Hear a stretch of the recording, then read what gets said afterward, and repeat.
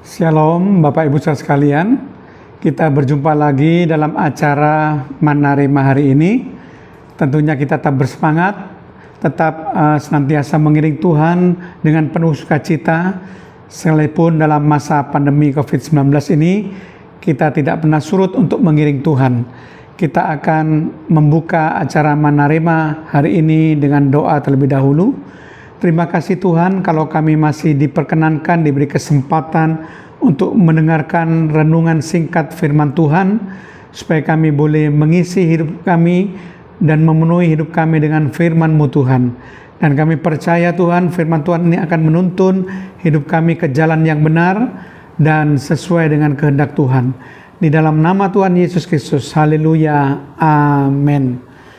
Shalom Bapak Ibu saudara sekalian, pada kesempatan ini saya akan menyajikan satu topik bahasan, yaitu mengenai perang Gog Magog. Ya. Nah, saya akan membahas yang pertama, kapan perang Gog Magog itu terjadi. Ya, kali ini kita bahas mengenai kapan perang Gog Magog itu terjadi. Kita sudah mengetahui bahwa perang Harmagedon itu terjadi sebelum kerajaan 1000 tahun damai. Nah, perang Gog Magog ini terjadi setelah kerajaan 1000 tahun damai, yaitu setelah iblis itu dilepaskan dari rantainya dan dilepaskan dari jurang maut pada akhir kerajaan 1000 tahun damai. Jadi setelah berakhirnya kerajaan 1000 tahun damai, iblis dilepaskan dan iblis mengumpulkan orang-orang yang dibangkitkan pada kebangkitan kedua yang berhasil dihasutnya untuk memerangi orang-orang kudus dan Tuhan Yesus Kristus. Nah, Bapak Ibu saudara sekalian, coba kita akan membaca bersama-sama dalam Wahyu pasal 20 ayat yang ke-7 sampai ayat yang ke-10. Dikatakan demikian.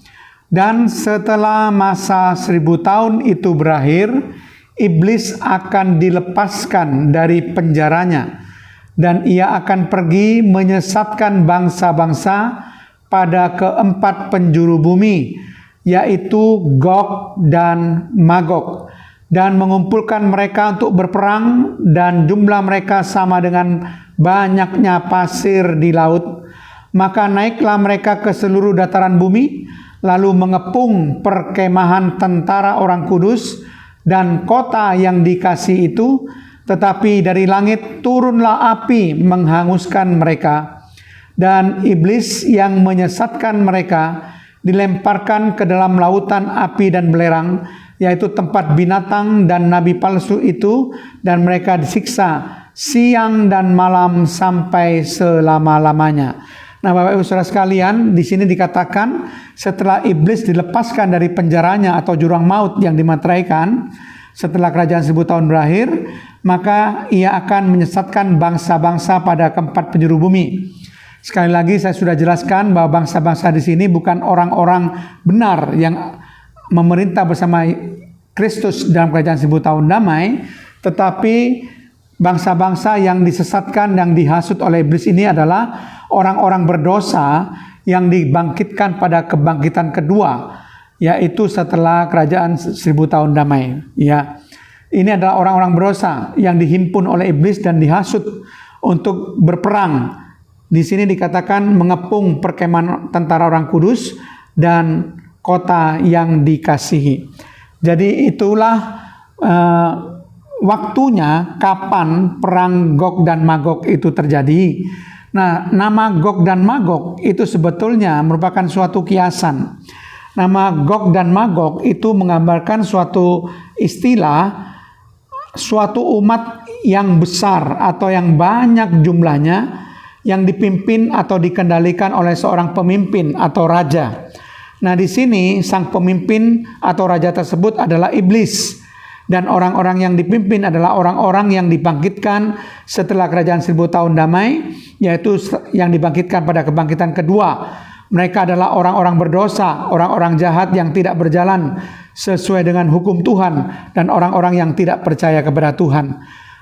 Istilah Gog, Bapak Ibu bisa lihat di dalam Yeskiel 38 ayat 1 sampai 14. dan Yeskiel 39 ayat 1 dan ayat 11 itu disebutkan tentang nama Gog. Itu di situ adalah nama seorang raja agung negeri Mesek, yaitu arti sebenarnya dari Gog.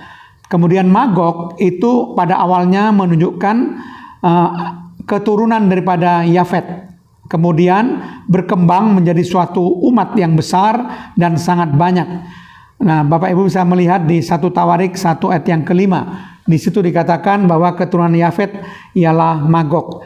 Tapi arti yang berkembang, arti kiasan daripada Gog dan Magog sekali lagi menunjukkan atau menggambarkan suatu umat yang besar dan banyak jumlahnya, yang seperti pasir di laut karena saking banyaknya. Dan itu dipimpin dan dikendalikan oleh seorang pemimpin atau raja.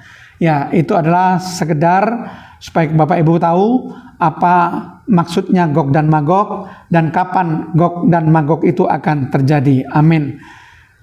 Mari kita akan berdoa. Terima kasih Tuhan kalau hamba-Mu sudah menjelaskan Tuhan mengenai perang Gog Magog. Kapan perang Gog Magog itu akan terjadi dan apa maksud kiasan daripada Gog dan Magog ini. Terpujilah nama-Mu Tuhan, di dalam nama Tuhan Yesus Kristus. Haleluya. Amin.